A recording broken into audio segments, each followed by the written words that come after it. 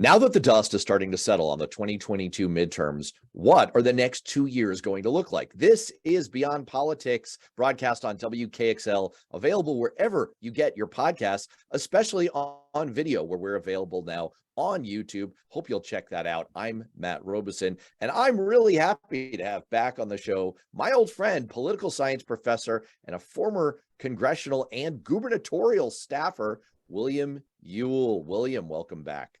Thanks, Matt. Thanks for having me. So we're going to play a little game called What Are the Odds That? And we're just going to go back and forth here and look at various questions.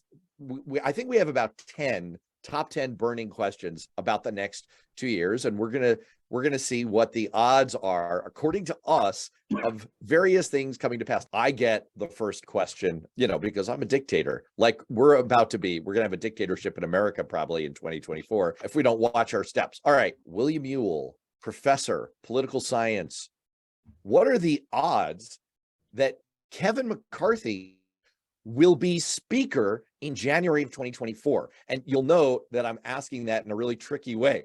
I'm not saying January 2023. I'm saying January 2024. I don't even think he gets there. I think the odds are below 50-50 that Kevin McCarthy will be the speaker a year and change from now. He just had a leadership vote, and there were 31 votes against him. But let me just say that is not unprecedented, right? We've had many recent speakers, including Nancy Pelosi, who during one of her had, about 30 Democrats vote against her in sort of the first round. So that's not unprecedented.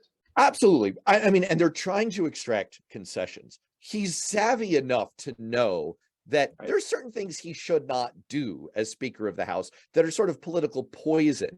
He is really stuck between a rock and a hard place because, make no mistake, the House Freedom Caucus wants to do all of those things in the first place. I don't know how he's going to be able to hold the line on all the crazy over the course of the next year. Remember, one of the concessions that these chaos Muppets are trying to create is a motion to vacate. That means anytime they want, they can have a motion of no confidence in their own speaker, and they can kneecap him. And they don't even need that. Even without the motion to vacate, it's probably only going to take, as we count the final votes and their final margin in the House, it's only going to take between 3 and 5 Republicans for, with Donald Trump as sort of the puppet master or Muppet master with his hand somewhere controlling the voices of these idiots.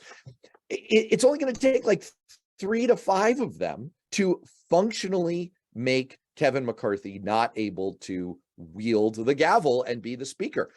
He loses his majority, he's functionally not the speaker. So I think he's got a Princess Bride problem here. He can't choose the glass in front of him of going for the speakership because, it's going to, if he doesn't go for it, it crushes his dreams and probably kills his political career. And if he does go for it, it's going to probably end very, very badly. Both glasses are poisoned.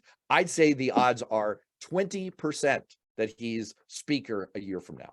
Wow. Okay. So first of all, I defer to you on the House, right? You were a House aide. I was a Senate aide. So I will defer to you on House matters. But that being said, I understand where you're coming from with those odds.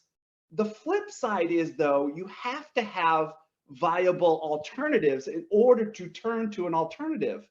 And my giving him a higher percentage chance of holding on to the speakership has less to do with his skill set or the circumstances, which I think you articulated quite well.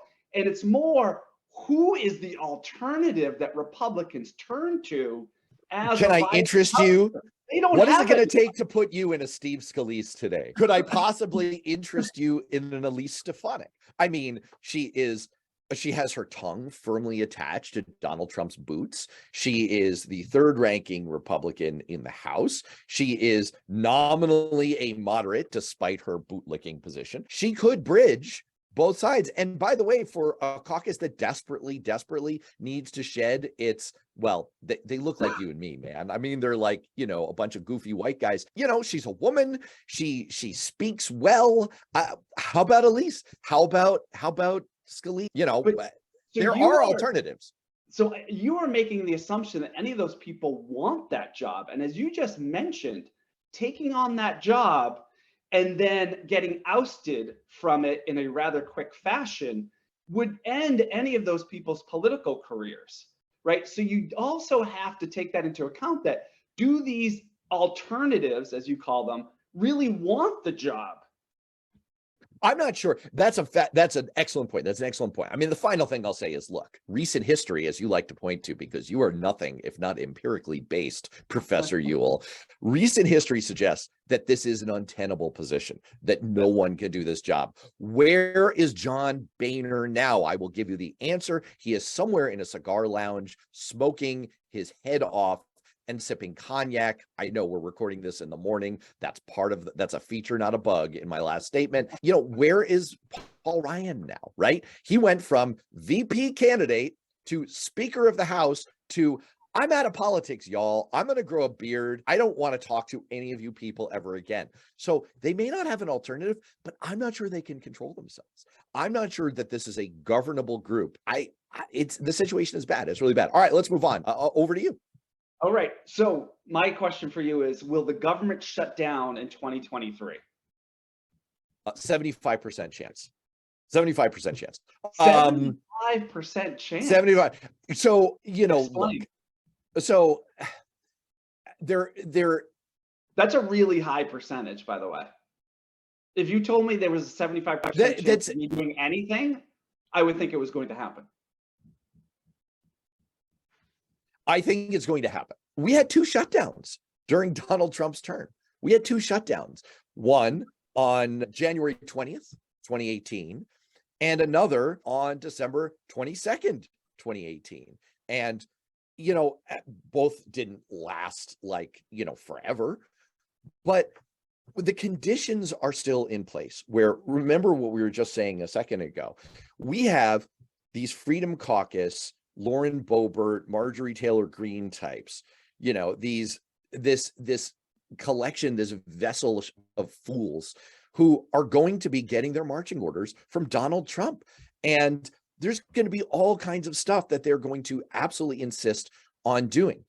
The place that you make policy these days is in appropriations bills. Now, the way it works in Congress is you can pass bills like we think of, you know, that are policy, like laws, but there's also bills that you've got to pass every single year to fund everything the government does. Because it's become so hard to pass bills that make policy, most policy, if it's going to be made by Congress, is made as part of those appropriations bills, because those are the trains that are leaving the station. For the last 10 years, Congress has passed virtually no appropriations bills. There are supposed to be 12 of them every year that fund different areas of the government. Congress can't pass them anymore. Why? Because it's in everyone's best interest to vote against them, except for Democrats in safe seats, because all the Republicans don't want to vote for billions and billions of dollars of funding. And every kind of bill, even if you're from like rural Iowa, you know, like the agriculture appropriations bill is full of all kinds of political gunk that you don't want to vote for. You're better off politically voting against it. And that's why year after year, what happens is Congress either passes what's called an omnibus, where they cram all 12 of those bills into one, or they do something even worse. They pass a continuing resolution, meaning they just say, look, whatever we did last time, let's do that and maybe add like 100 billion more over here. And so that's the situation they're going to be in. And all 221 Republicans or so, whatever the final number is, are going to be incentivized to vote against absolutely everything. I don't see the political will existing to continue to fund the government. It's not going to exist until the Republicans get absolutely slammed in the public and feel the political repercussions of having another shutdown. They're going to have it demonstrated for them, 75%. So I like your logic here. One thing that you didn't mention, I think is really important to understand between you and me, right, between the House and the Senate, is that the reason we can't pass bills is because they are subject to filibusters, meaning basically you need 60 senators, so you need bipartisanship to pass those bills, where on appropriations you don't. You just need if you're the Democrats, you just need 50 votes and Kamala Harris being the tiebreaker, right? So that's why appropriations a lot of things are happening in that way because that's a much easier sort of bar to jump You're saying over through the reconciliation process. through the reconciliation process. Yeah. But the question really is, so I agree with you on all of that, but the calculation that Republicans have to make is, I agree with you. They are not the Republican Party is no longer, I worked for the Republican Party in the Senate. They are no longer a governing party, right? They do not have the ability to sort of govern. They're basically a campaigning party at this point. The calculation they have to make, though, is does shutting down the government help or hurt them as they move towards 2024? And I don't disagree with you that they have no problem burning down the House, right? They have no problem shutting down the government if they make the calculation that it's in their best interests.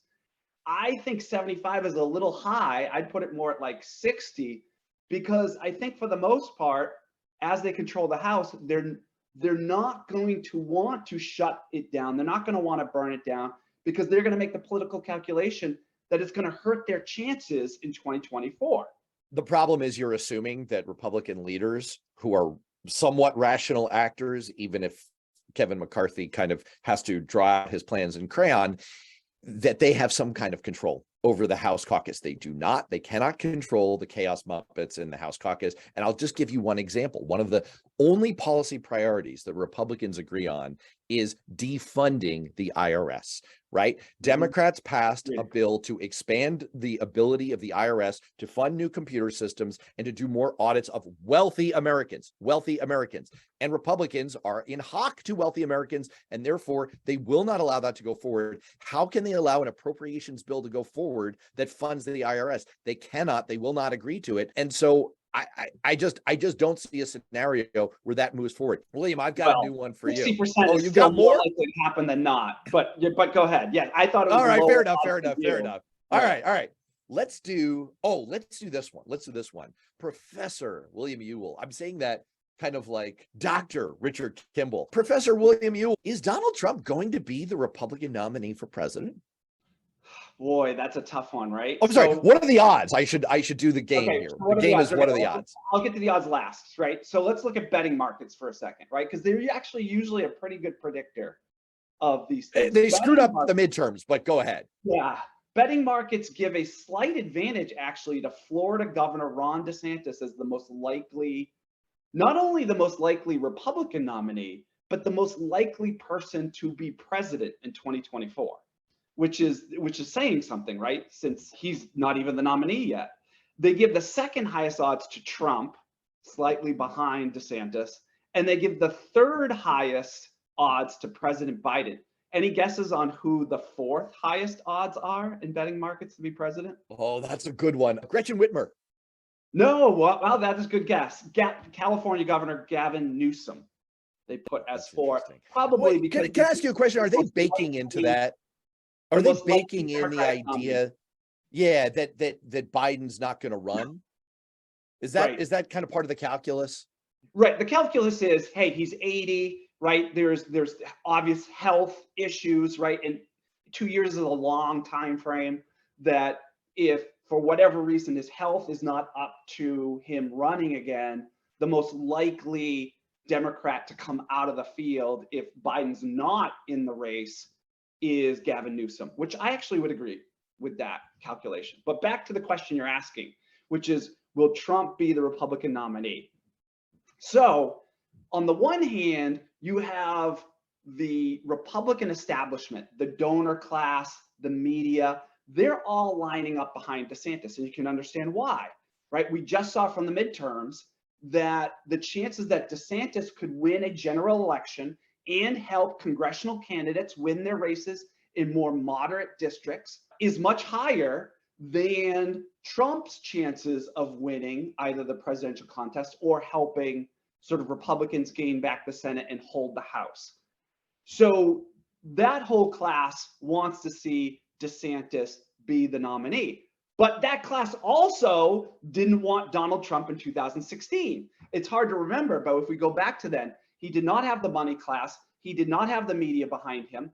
What he did have, and what he still has, is a huge section of the Republican primary electorate. And so therefore, I would still give him, make him the odds-on favorite to be the nominee, but it's not a given. So I'm going to put it at 60-40, 60% chance that that Trump holds on to the nomination, 40% that something goes wrong for him and DeSantis is able to overtake him. What are your thoughts on that? I think you're close. I think you're close. Maybe I'm a bit more 50-50, but I basically line up with you. I mean, Club for Growth, a major Republican organization, did a poll in 4 battleground-ish states right after the midterms, and they found DeSantis ahead of Trump in all of those states, up by 11 points in Iowa, up 52-37 in New Hampshire, 56-30 in Florida, that's no surprise, and a 20-point lead in Georgia. I think a little bit of that is just sort of like a recency, what's in the news type effect. I'm not super swayed by that kind of polling in the moment. I'm much more swayed by your fundamentals-based forecast, to sound like Nate Silver for a second, where it's just like, look, didn't we see this movie before? First of all those head-to-head matchups assume that it's a head-to-head matchup. It's probably not going to be. What about the Republican Party makes us think that DeSantis and Trump are going to clear the field, except for the two of them? There are going to be other people who are going to get in. They're going to split the anti-Trump vote. There are going to be multiple swim lanes that Republican candidates are going to try to occupy, right? There's going to be the Trump lane, which is going to be occupied by Donald Trump. There's going to be the Trump light lane, which Ron DeSantis is currently the leader in that lane, but other people could contest with him to kind of brand themselves as it's everything you like about Trump without all of the baggage, like a Trump in DeSantis clothing. And then there's going to be another lane, like for the Chris Sununu's of the world, who are trying to basically be anti-Trump without being downright against him. Think like, like Chris Sununu, it's kind of I'm not always with him, but I'm not going to diss him either. And then you've got Liz Cheney occupying I am against Trump. Let's save the party. Let's save America. And she's, good luck to her. I don't see that consolidating. And the final thing I'll say is what you said, the Republican base voters, the last time they did this, they're like, oh, Ted Cruz, you called Donald Trump a maniac who's unfit to hold office. Oh, it's so cute. Yeah, cool story, guys. We're going to vote for Trump. So I'm with you. I think the odds are in his favor. Yeah, and the only other thing, I completely agree with your assessment there. The only thing I think we haven't discussed is the calculation that DeSantis makes, right? If he thinks there's going to be a crowded field and he knows that the anti-Trump vote is going to be split, does he even want to get into the field? Because it could end his political career. He could make the calculation that, wait a second, even if I win the nomination, does Trump get in the way of me actually being able to win the general election because he burns down the house, he takes his football home with him and decides he's not playing anymore, right? Trump's interests are not with the Republican Party. Trump's interests are with Trump. Absolutely. Right? So there's always that calculation as well. So does DeSantis make the political calculation that it's better off just to wait until 2028, when he's got the field to himself? Well, look, a lot of these people are also going to get in it just because they want to audition to be the VP, right? I'm looking at you, Kristi Noem. I'm looking at you, Carrie Lake. What about you, Nikki Haley? Like, are they going to win the nomination? Probably not. Do they want to audition? Probably yes. And let's not forget Mike Pence, who named his book So Help Me God. My reaction was, God help me. That guy is looming out there. And, he was awkwardly interviewed about, hey, what do you think about this video of this noose that the Republican base constructed in this gallows where they wanted to hang you because you wouldn't, destroy America? And he's like, oh, that's really tough to look at. Yeah. What was tough to look at for the rest of us? The insurrection. All right, let's move on. Am I up? Let's move on. Okay. Question for you, Matt. Okay. You're up. The next Congress passes any legislation. What are the odds that the next Congress passes any legislation beyond funding bills and naming post office, which we sort of hit on a little bit earlier, but let's finish that conversation. All right. So first of all, funding bills, I think if a funding bill eventually gets passed, it's not going to be, this is for nerds, just a moment for nerds. It's not going to be an appropriations bill. Yeah, It's I going to agree. be, it's going to be a continuing resolution. It's going But to be, that's been we're going to, true for the last 20 years, pretty right. much with except Well, for defense spending bills. and we'll probably get there, or the government will be entirely shut down for the better part of a year. One of those two things will happen. Naming post offices, most of the time, you can agree on that. When you see the record of a member of Congress and how much they voted with their party against their party, you have to just delouse those statistics a little bit to make sure that they're not accounting for all the post offices. How many freaking post offices are there in America? I don't know, but we rename them like every 4 or 5 minutes because it's the only thing that Congress can seem to agree on is, oh, let's name a post office after William Ewell. He seems okay. So that may happen. No, I don't think, I think the chances are basically zero. I don't see a lot of possibility. And in part, it's because we're already hearing Republicans squawking about why they lost so handily in the blue crush of the 2022 midterms. Now, there's an obvious reason here. It rhymes with Ronald. Voters rejected the whole Trump big lie, election denial, insanity show. And they also weren't real thrilled with Republican, conservative, massive overreach on abortion. And that seemed to nullify the other issues going on. And so Republicans, they kind of know that, but they don't want to say it out loud. And they're sort of kidding themselves and saying, like, well, maybe the reason we lost was because we allowed Joe Biden and the Democrats to have so many substantive accomplishments. Now, look, no one is a bigger fan. I wrote a whole article about this, about the historic level of accomplishments. You can look it up on Alternet. You can look it up on Raw Story. We talked about it on this show. My friend Cliff Schecter did a whole video on the takedown on YouTube about this. The achievements of the Biden administration and the Democratic-led Congress in the last 2 years are truly historic and massive. But that's not the reason. Regardless, Republicans, to some degree, believe that passing legislation with Democrats was part of their undoing. They're not going to have any interest in doing that, and they're going to be unable to pass the crazy stuff that their right flank wants to pass. So I unfortunately think the chances are zero or close enough to not make much of a difference. Yeah, I agree with your assessment. I think it's highly unlikely they're able to pass anything. I might put it a little bit higher than zero, but it's probably, I wouldn't put it above 10%. Yeah, I think we're in agreement on that one. All right. That's spicy here. Let me give you this one. I have something I want to do on it. I was going to lob this at you. I have some thoughts about it too, but let me hear from you first. What are the odds that President Biden will catch up to Trump on appointing federal judges by the end of 2024? Great question. Okay. So again, let's look at the historical record here, right? Obama and Bush both appointed. Bush was 340 during his tenure. Obama was 334. Okay. But remember, they both had 2 terms, right? Trump was 245. So he was on pace for 500 total judges if he had served a second term consecutively. So, massive win over the number of judges that either Bush or Obama had. So that's a historic pace, that many judges. The question is, will he now? President Biden is actually also ahead of where Trump was at this point in time in terms of appointing judges. That being said, so there's two counter factuals here. One is that Republicans are just much more incentivized to want to appoint judges than Democrats.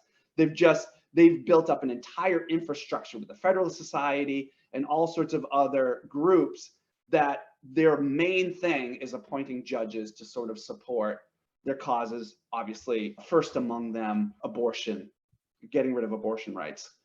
That being said, the counterfactual to that is that Roe v. Wade was recently overturned, which has risen the issue of judges on Democrats' sort of list of priorities. I think it's still unlikely that Biden catches up to Trump in his first term, just given the pace at which Republicans appointed those judges. There is one factor that is going to be critical here that we don't know the answer to yet, and that is the difference between 50 and 51 senators doesn't matter in a lot of areas. It does matter with judges. Not that Democrats can't appoint their judges with 50 seats, but it takes a much longer time. Actually, Majority Leader Chuck Schumer was just recently on the news talking about this, saying if they have 51 seats, meaning if Raphael Warnock wins in Georgia in the runoff in the first week of December, and Democrats get 51 seats, the caucus is not split. Democrats will have full control, and that makes it speeds up the process and makes it much more efficient for Democrats to be able to install judges. So I would say if Warnock wins in Georgia, which is by no means a given, it will increase the odds that Biden will take over Trump. But I would still put the odds at less than 50%. There's nothing more important for this Senate than for Democrats to fix the judges' problem in America. As of late this year, there are 790 active federal judges serving in the 91 district courts, which are federal level courts, and the 13 appeals courts. Now, the appeals courts are really where the action is. That's the level that's just below the Supreme Court. Biden has appointed only 9% of all of those judges. Other recent presidents, as you alluded to in the numbers there, have appointed much larger shares. Trump appointed 28% of active federal judges. And this is the biggest part of the fact that Democrats held on to the Senate, because they get to keep tipping the scales of justice back to sanity. If you look at those 13 appeals courts, they have a huge amount of power because the Supreme Court only takes up a tiny fraction of all the federal cases that they could consider. The appeals courts get the final word on 85% of the cases that reach that level. Donald Trump shifted the balance of Republican appointed judges holding 40% of the seats at that appeals level to an outright majority of 54%. And of those 13 courts, he also flipped 3 of them to having Republican appointed majorities. That means that out of those 13 appeals courts, 7 of them now have a majority of control in Republican hands. So Joe Biden needs to appoint 148 more judges as of last count in order to reach Donald Trump's level and start to turn that balance back towards some kind of balance. There are 87 current vacancies among the federal judiciary. There's a chance to get there, but it's going to take Democrats being laser focused on this. Here's the good news. Because there's going to be so much gridlock in Congress, because it's going to be so hard to pass any other kind of legislation, there is a real opportunity for Senate Democrats to make this their number one focus.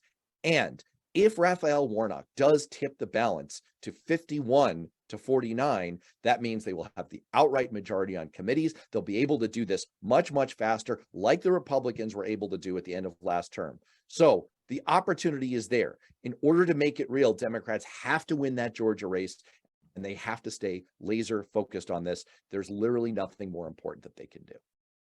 Yeah, I agree with your assessment. So what percentage, what are the likelihood? Where would you put the percentage? I think that given the hill that he has to climb, 148 more judges, only 87 current openings, and the uncertainty about Georgia, I'd say the chances of reaching the same number of appointments as Donald Trump had, only about 25%. Yeah, I might put it slightly higher than that, but yeah, I agree with you. It's far less than 50%, the chances. Yeah. Agreed. Right. All right, your turn. Oh, right. Okay. So what are the chances that Republicans will learn their lesson and run more moderate candidates in swing districts? I think the chances are pretty good, that they will try. I think the chances that they will succeed remain the same as they've ever been. Again, Republican-based voters have this way of saying, "Oh, Republican leaders, you want to tell us what to do? That's so cute. Good for you." And then going and doing whatever the heck they want. It really hinges, there's no doubt, based on the numbers, that Trumpy, big lie, believe in election denying, crazy spouting Republicans did worse than their slightly more moderate counterparts in the 2022 midterms. I wrote an article. Yeah. Now, I wrote an article a few weeks ago in Alternet and Raw Story arguing that Democrats were right to meddle in Republican primaries and try and put their thumb on the scale for the crazier, more conservative candidates. There was a lot of moaning in the punditocracy about this. And my argument was, first of all, you should do it because it's probably going to work. And lo and behold, it did. Across the board, it pretty much worked, and it worked bigly. But my other argument was, is there really a huge difference anymore between the future voting preferences of a super duper crazy person and a slightly less crazy person in the Republican Party? I say this with no disrespect to my existing moderate Republican friends. I like you, I respect you, I work with you, I host shows with you, but you are in a distinct minority, and for the most part, you are not on the ballot in Republican primaries. And if you are, you're probably going to lose. So I think there's going to be an attempt to not put forward that many candidates, but I'm not sure that this is something that's within Republican leaders' control. I completely agree with that last statement. The early results suggest that there was about an 8% difference between your standard Republican candidates and sort of far right-wing denying candidates. That doesn't sound like a huge margin, but in very close election swing districts, 8 points is enormous difference, right? So Republicans know this. The Republican leadership, the Republican sort of elites, certainly would like to, I agree with you, would like to run more reasonable, moderate candidates that are stronger candidates than, say, your Herschel Walkers of the world. But they don't get to decide that, right? The primary voters get to decide that. Donald Trump has a huge influence over that primary electorate still. And he showed in this election cycle when he supports candidates for those primary elections, which is a very different electorate than your general election, he has shown the ability to be able to get his candidates into those seats. I don't see why that would change much in the coming election cycle. We agree. I think this is going to be, this is the kind of thing that if Vegas were putting lines on it, they would just say no bet because it's too fundamentally unknowable. But I think it's going to be kind of, I'm looking forward to the Schadenfreude of watching Republican leaders desperately try to stem the Trump tide. I don't want to live with the consequences, but if they want to start punching each other over this, then I'm all for it. All right, let me lob one at you, William Ewell, professor of political science. What are the odds that Joe Biden's going to be impeached? It all depends on the Republican House members in districts that Biden won in 2020. Okay. So as you mentioned, right, the most likely outcome here is going to be 214 seats controlled when the dust settles and all the votes are counted, probably sometime late in 2023. So it's probably going to be 214 seats for Democrats, 221 seats for Republicans, right? Which means you can only have, say, 4 seats flip on a vote and you lose the vote as Republicans. Unfortunately, Republicans have 9 members of their caucus who won their seats in districts that Biden won in 2020. And so the question is, what is going to be the incentive structure of those 9 people? Will they be most focused on their reelection chances and therefore, you know, vote with the Democrats not to impeach Biden so that they can keep their reelection hopes up? Or will they make the political determination that supporting the party and sort of dragging Biden down with impeachment trials is their best play, meaning by voting with my caucus and improving the sort of reputation of the Republicans, you know, on some sort of congressional ballot, like would you rather vote for Dems or Republicans? By upping sort of the Republican vote, by dragging down Biden, they make the calculation that even though they are in a district that Biden won, they're better off voting with the party in order to help sort of the party reputation going into 2024. That's the issue.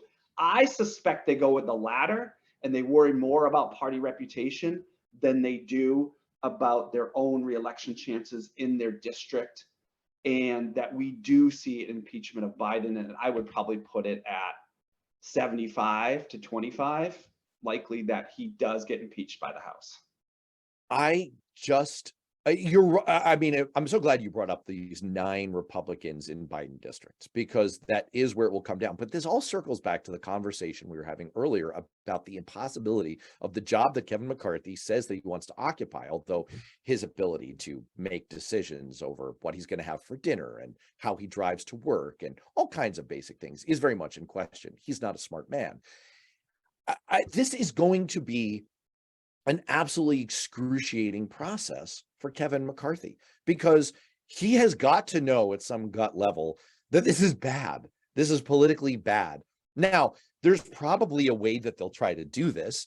It is going to be kind of like a bizarro world, shadow, upside down version, like Stranger Things world of what Democrats just did with the January 6th committee. They will convene an investigation of Hunter Biden. They will literally trump up some kind of corruption charge that loosely seems to inveigle Joe Biden in some way. And they will then use that as a predicate to impeach. But what do you do if you are Kevin McCarthy? Do you imperil those 9 members of your caucus by pushing forward with impeachment? If you don't, how do you stand up to the Freedom Caucus members and the Trump Muppets who are going to be absolutely screaming at your door that you have to do this? How do you stand up against Donald Trump getting up on the news, getting up on Fox, getting up, you know, on conservative radio every single day and howling at you to do this? How long will he call you my Kevin, or turn around and call you something a lot worse? It's going to be, I'm with you on the odds. I think that at the end of the day, he will absolutely have to put the squeeze on those 9 members to force them to come along. This is what the caucus wants. There's the old Hastert rule. You do a majority of what the majority wants. So if the majority of Republicans want it, you do it. You know, that's probably what he's going to have to go with. Let me just hit you with one other number, though. From 1973 through 2012, about 40 years, 63 members of the House of Representatives died in office, and 15 senators, by the way. And so you're talking about the likelihood of a 4-seat Republican majority, 4 seats. We've seen several members of Congress die. It so happened that they were Republicans in office in the last term. We don't know what's going to happen, but we also saw Democrats massively overperform in special elections last year. Now, that was based in part on Dobbs. But if Republicans put together some cockamamie impeachment of Joe Biden, and then they face a bunch of special elections and their majority is in the balance, that is going to weigh heavily on leadership's thinking. This is not a layup. That's all I'm saying. It's at the end of the day, I think you're right. I think the odds are overwhelming that it's going to happen. But make no mistake, under the surface, this is incredibly politically complicated. I mean, I feel like a theme that we've been weaving through each of these questions is sort of the impossible position that Republicans are in between now and the 2024 election, which is trying to both appeal to a broader swath of the electorate so that they can do better in sort of general elections, but also the fact that they're a bit of a, held back by their base, which is really still very much pro-Trump and sort of pro-election denying group. And it's going to be really interesting to see how they sort of navigate that very fine line in trying to do both things. Well, can I throw you a curveball here? Not a question I had in mind going into the show, but look, on the roundtable show that I do with a Republican consultant and commentator, Alicia Preston, she raised the possibility. She thought that there was a chance that when Donald Trump announced that he was running for president on Tuesday night, that he was going to say, I'm running for president as a member of my new party, the MAGA party or the Save America party. And I thought, and I said on the air, I don't think that that's particularly likely. It didn't work out that way. But William, do you think what do you think the odds are that there's going to be an actual schism in the Republican Party, given all of the difficulties that we've been talking about here and what you just said? What do you think the odds are that, for example, Liz Cheney runs for president intentionally as a third party candidate in order to split the Republican vote? And you see a robust effort along the lines of the Lincoln Project to fund candidates who stand up to Trump. Is there a real chance here that you could see a real break in the Republican Party in the next 2 years? Yes, there's a chance. I think that chance dramatically increases with a Trump loss in the primary election for president for 2024. And the Republican Party knows that. And that's one of the reasons why I put the odds of him being the nominee at 60%, because they can play that game, right? They can say, hey, if he loses the nomination, the likelihood that he leaves, runs as a third party candidate, and sort of absolutely destroys the party, there's a non-zero chance of that. And so if that happens, I think there's a good chance that we see a huge schism. Could we see a really moderate, well, I wouldn't really call Liz Cheney a moderate, but when it comes to Trump, right?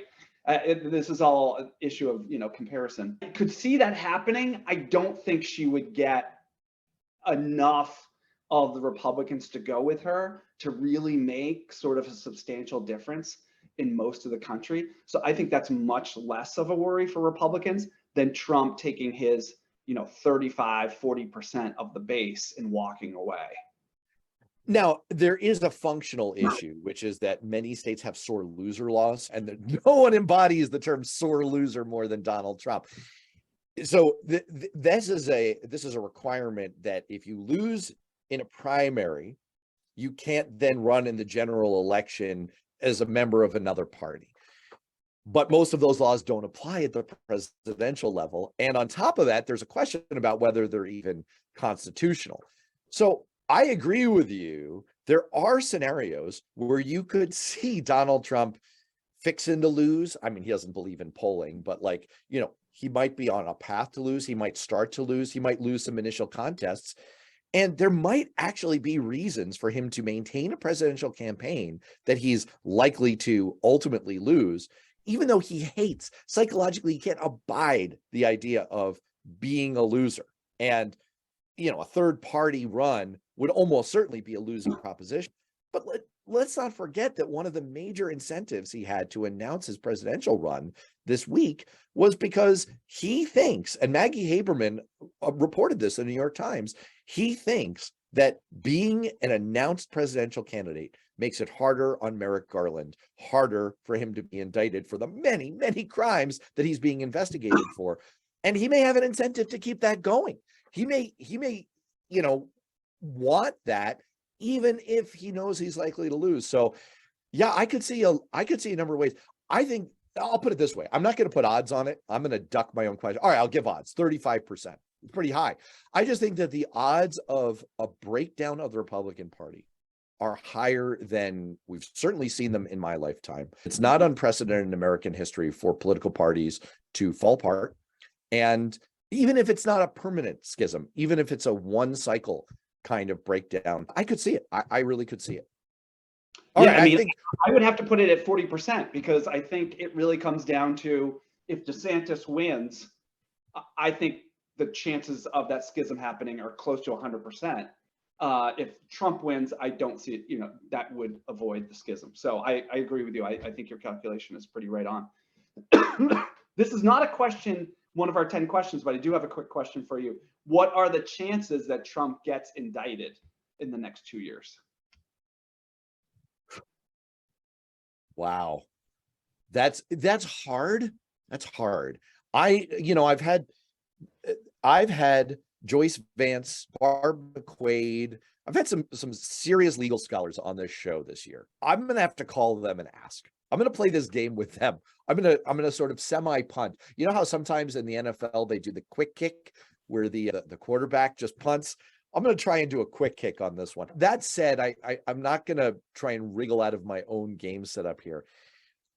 I would say that I'd say it's 60-40 that it happens.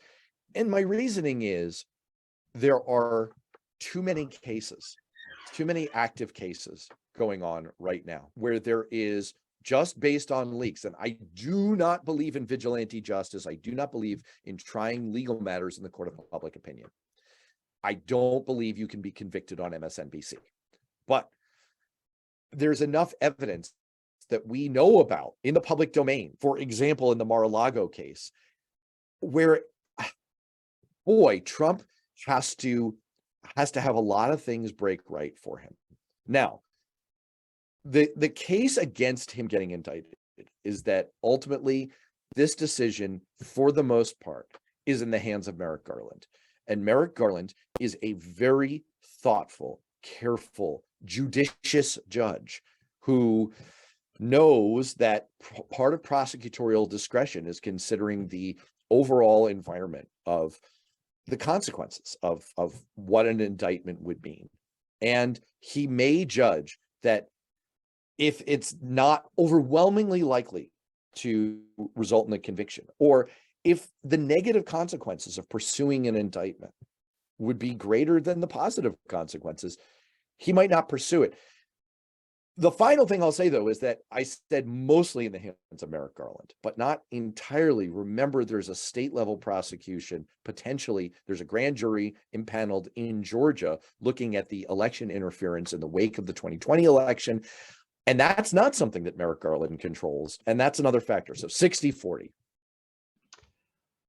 I would put it at slightly higher, although I would have put it higher last week. I do think Trump's calculation to announce early, to put greater political pressure on Merrick Garland is not an incorrect sort of assessment by him. I do think it raises the bar for Merrick Garland and makes it less likely than it was before he announced his running, that it makes it less likely that Merrick Garland would put forward. So I would still put it higher at 60%, but not much higher. All right, that was a bonus one. Should I go or should you go? Go ahead. All right.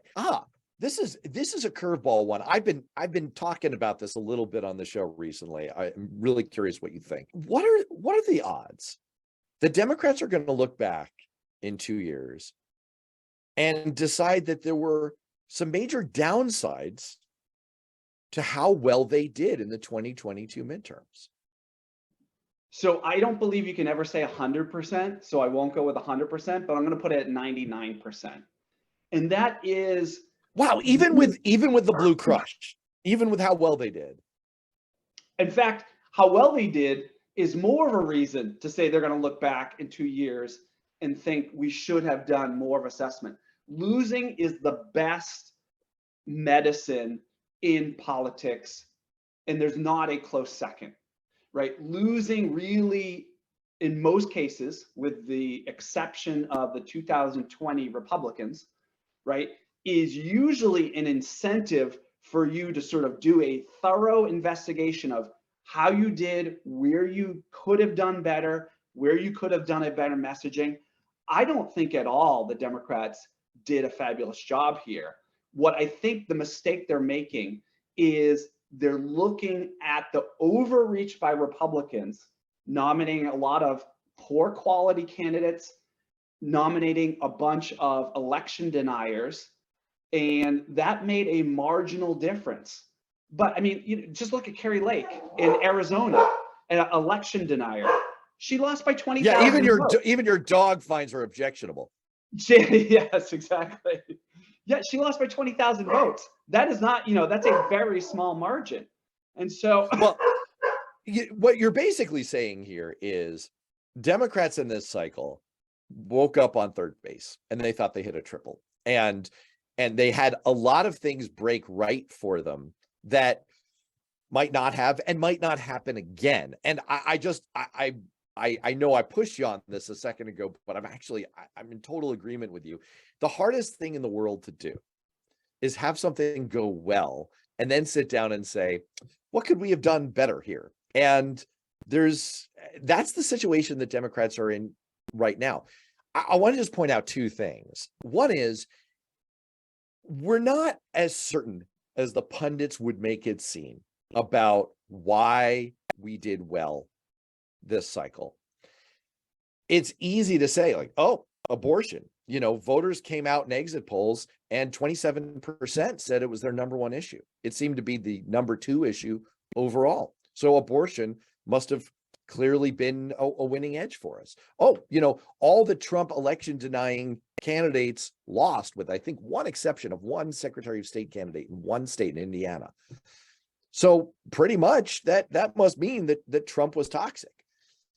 But we're not as sure of that as it would seem. We don't actually have the data to tie that together. We're all speculating. We're all kind of looking at correlations and saying, well, we see this number over here and we see this voting result over here. And the results are probably a lot more idiosyncratic than that. They probably have a lot more to do with all kinds of factors, like, as you said, candidate quality in individual races, the individual dynamics of those races, and how Democrats raised money. The fact that they raised more money to their individual campaigns, whereas Republicans raised money to independent groups. And you get to put a lot more ads on TV if you raise money to your campaigns, because ads are cheaper for campaigns. So Democrats, when all the dust settles and we do all the accounting, they may have actually just gotten a lot more ads in front of people. Maybe that was a factor. We don't really fully understand everything that went on, and it would be a mistake for us to assume that we do, and to say, well, we ran this playbook this time and it worked, therefore we have a winning playbook, case closed. Well, we also might have the fallacy of low expectations, right? All the pundits are saying Republicans, Democrats did so well against expectations. But when you look at how Democrats did compared to what the actual polls suggested they would do, they were pretty right on, right? Which, if you look at it, was lost by 4% among all House races nationwide. That is not a good performance by the Democrats.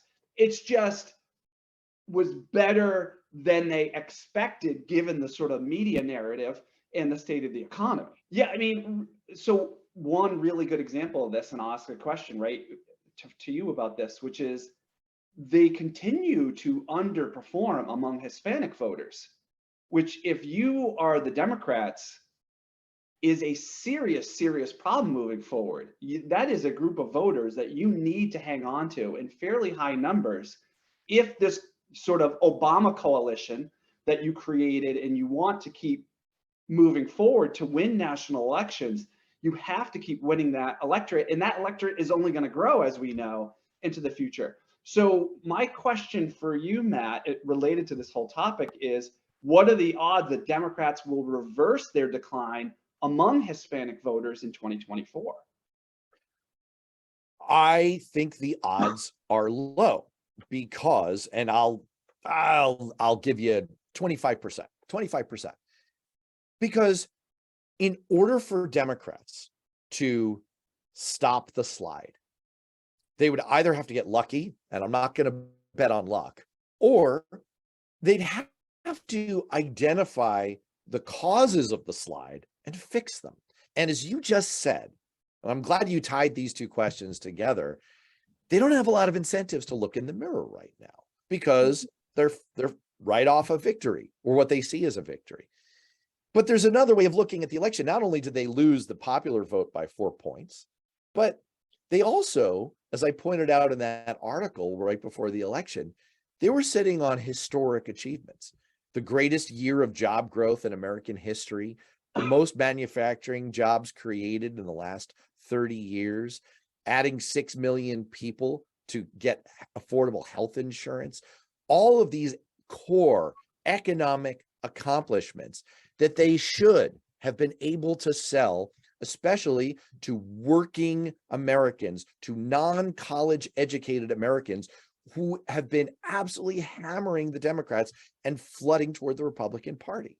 And that's the pattern that you're seeing among Hispanic voters as well. The slide has continued. Democrats carried Hispanic voters nationwide 56% to 39% this year. Well, a 17-point margin is nothing to sneeze at. Don't get me wrong. That's still a strong margin, but it's down 12 points relative to 2020, and it's down 18 points relative to 2018. Our margin used to be an absolute crush. Hispanic votes were a dependable engine of the party, and now it's a winning margin. But as Republicans begin to claw them back, it's becoming a real source of loss. And Democrats did particularly poorly among Hispanic men. We only carried that group by 6 points. And it's even worse when it comes to working class, non-college educated Hispanic voters.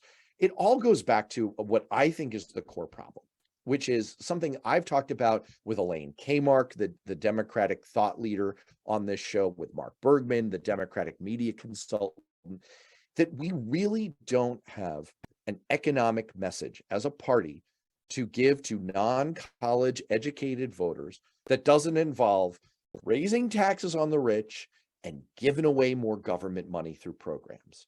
That's the economic prescription that we have to offer.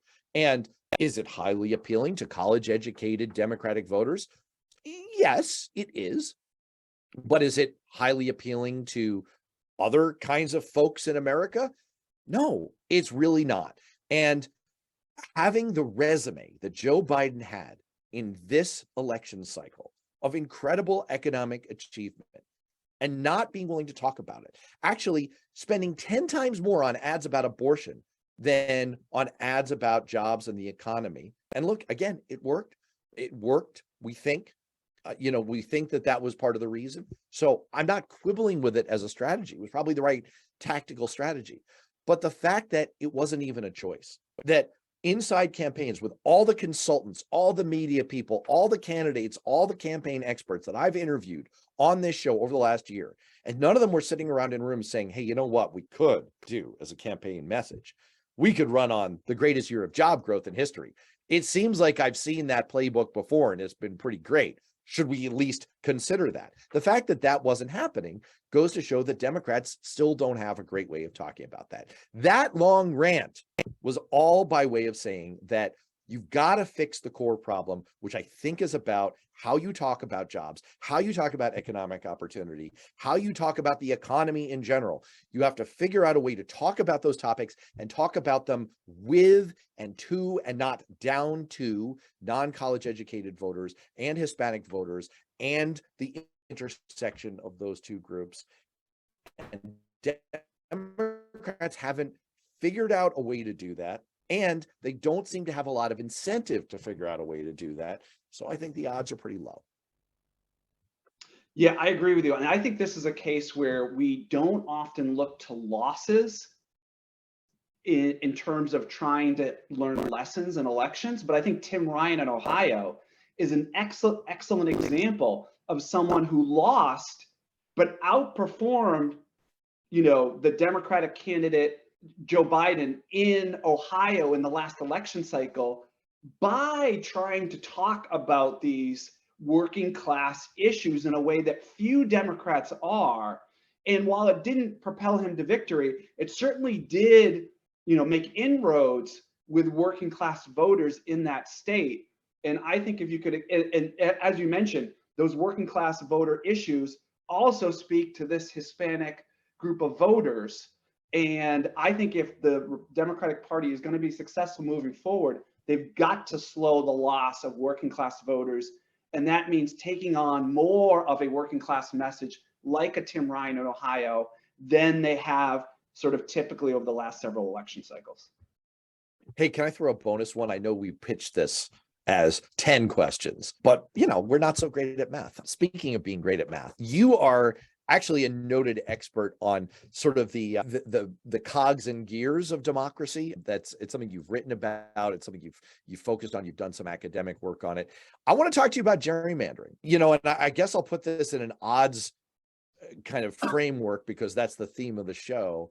What I want to ask you is this, but this is going to be a bit of a stem winder of a question. All right. So what I'm going to come around to is gerrymandering, but let me just throw some numbers at you. All right. Politico did an analysis of this, and they found that in districts where Republicans completely oversaw redistricting, i.e. they gerrymandered the heck out of these districts, in the 2022 midterms, Republicans won 131 of those seats, Democrats only 42.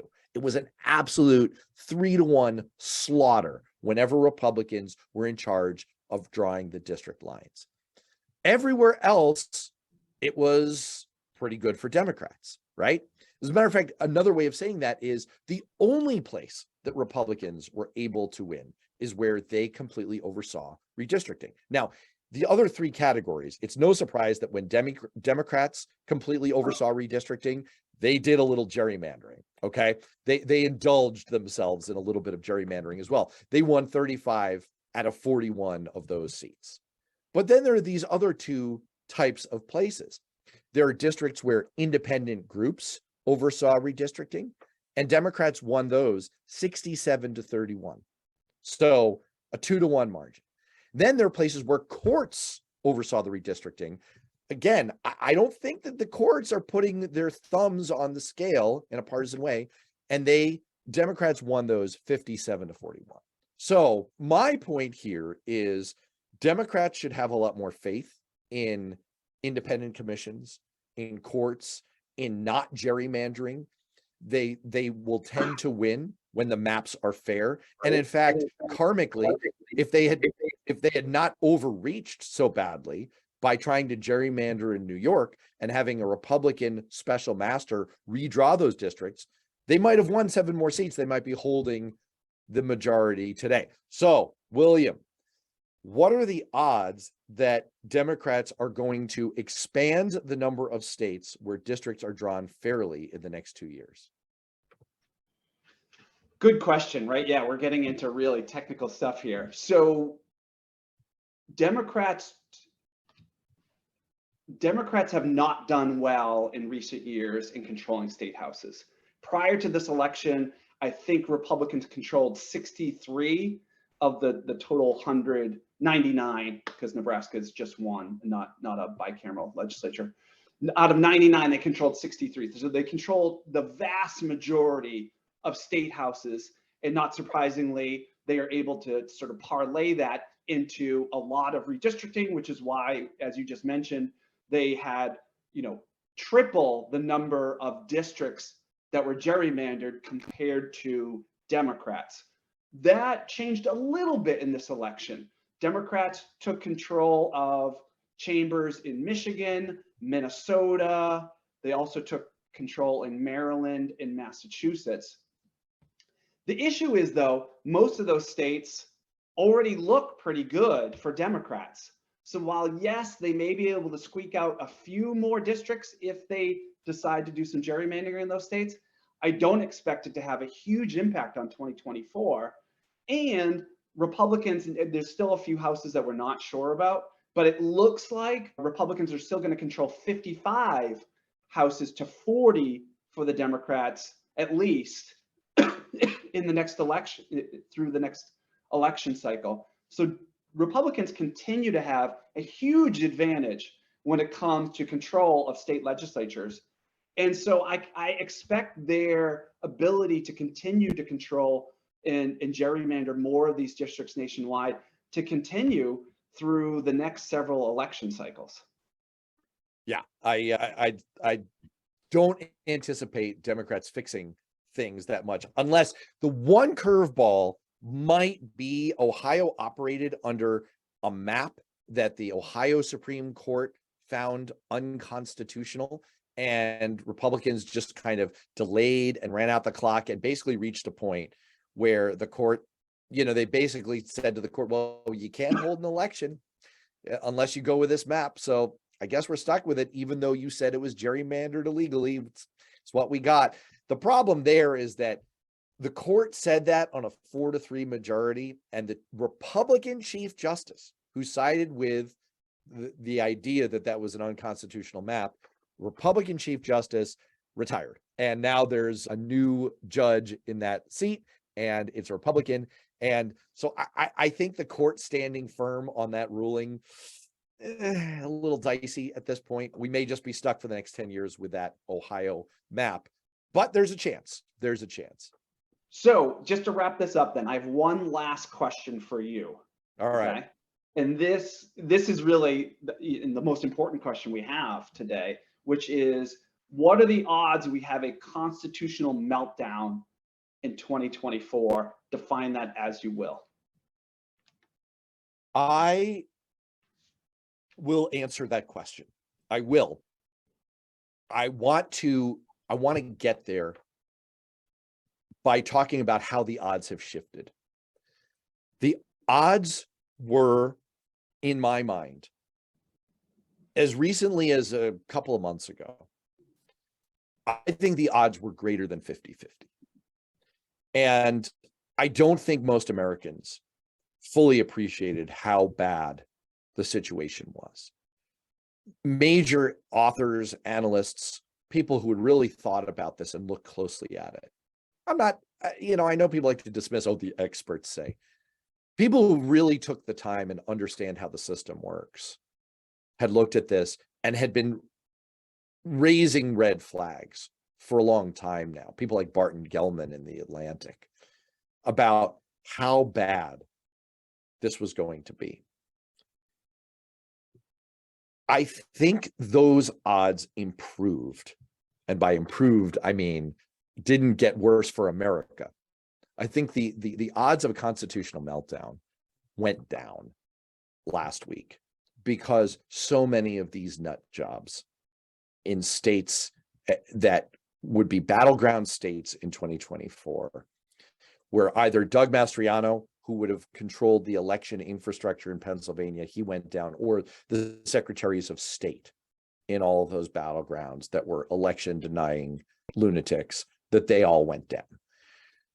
That factor helps. The fact that Trump is weaker than he was helps.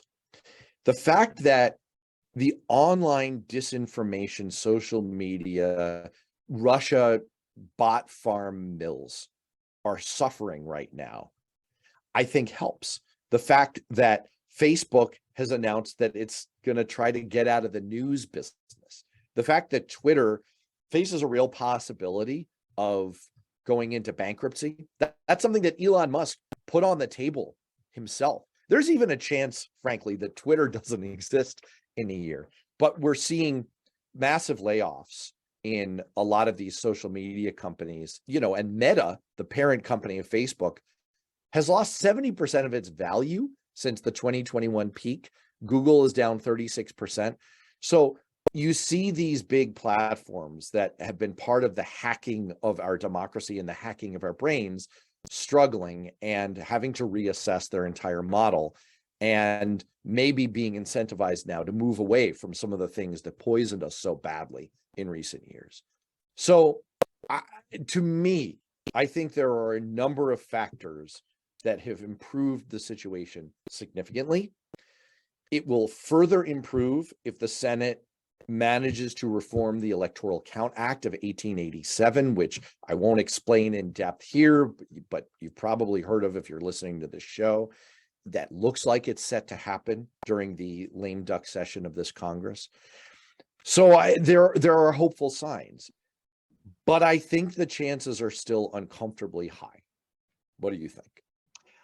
I was ready to sort of strongly disagree with you until that last statement, which is they are still uncomfortably high. Yes. Does losing provide, particularly for election deniers, provide some incentive for the Republican Party to decrease their sort of attack on democracy? I would say marginally so.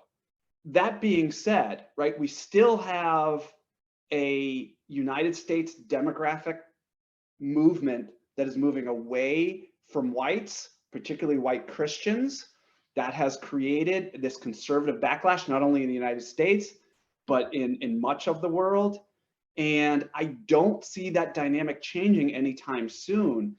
When you only have a system with two parties, and one party is incentivized, and I don't see that that incentive has changed a whole lot based on the experts on this issue, that they're still incentivized to say, no, but we are the real Americans, not the other party. And therefore, when they win, their Democratic wins are illegitimate because they're not real Americans.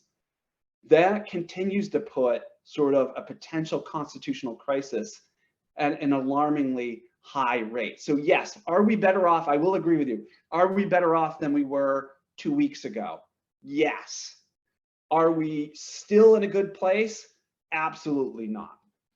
Right. And just to pile on, you and I both agreed that the odds of Donald Trump being the Republican nominee in 2024 are greater than 50-50. And so if he's the nominee, we're landed right back in the same predicament that we were in 4 years ago and 6 years ago and 2 years ago. We still have the originator of the threat at our doorstep. And there's a flip side to everything I said about social media, which is, where have the layoffs been in Twitter? Well, on Saturday night, the layoffs were concentrated among 3,000 contract workers whose primary job is content moderation. And Twitter laid off half its staff. So you've got a social media platform already not exactly wielding a stellar record when it comes to truth-telling and containing misinformation, that has now gotten rid of many of its gatekeepers and is incentivized to try to make up the revenue somewhere. That's not necessarily great. At the end of the day, we could very well be staring down the barrel of, let's call it September 2024. Donald Trump is the nominee, and the Russians are right back at it, and they're stinging from their painful war in Ukraine. And they're very, very angry at Joe Biden, who has led the Western coalition against them. And they really, really want Donald Trump back. And they're deploying everything that they have under the sun to try to make that happen. And it's all flowing through these social media networks that are not keeping up the gates at all anymore. And, we have the Electoral Count Act fixed a little bit. That's good, I guess. But the Republican Party is probably knuckled under to Donald Trump again. That's a very real possibility. So that's why I land back at this place of, I feel better. But if we sleep on how big the threat is at this point, we're doing ourselves a disservice. Absolutely. I totally agree. And not to end on, nothing but negative thoughts. Yeah, please, let's not do that. We have seen some movement, as we've talked about, from the Republican Party to say, wait a second, if we're just interested in sort of electoral victories, a movement away from what Trump is selling, which is anti-democratic, could be electorally positive for us. That's the first time I can say that, or we can say that, in the past, 6 years. So that's absolutely a positive development. Absolutely. I mean, look, I think, to kind of bring this full circle, a lot has gone well. And you and I, you can tell that deep in our DNA, we're Democrats, because we're finding a way to look inside this and say, oh, but I don't know, could be a lot worse than it seems. Make no mistake, the last week or so has been great. We have improved the prospects of America continuing to be a thing past 2024. We've improved the prospects for sane governance in this country. We've improved the prospects for having a rational balance of judges in this country. from every discernible standpoint, things are much, much better, not just than our expectations would have been, but then all of the alternatives that were very, very real. And economically, we're seeing indications that the inflation wild ride might be coming to an end. And maybe there is a soft landing with only a mild recession or no recession at all. There are a lot of reasons to feel relatively good about the direction we're going in.